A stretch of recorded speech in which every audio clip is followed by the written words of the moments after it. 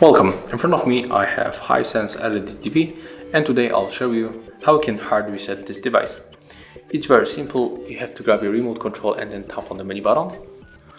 Next you have to use right arrow and press it 1, 2, 3, 4 and 5 times, and then you have to use bottom arrow to go for the reset. Click OK.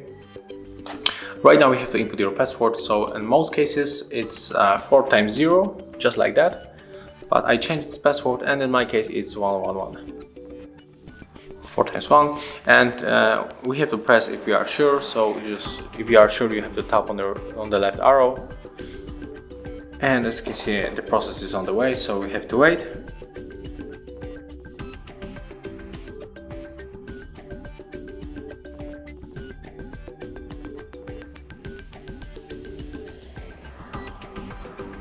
As you can see, the reset is complete, and right now we can start with the first setup.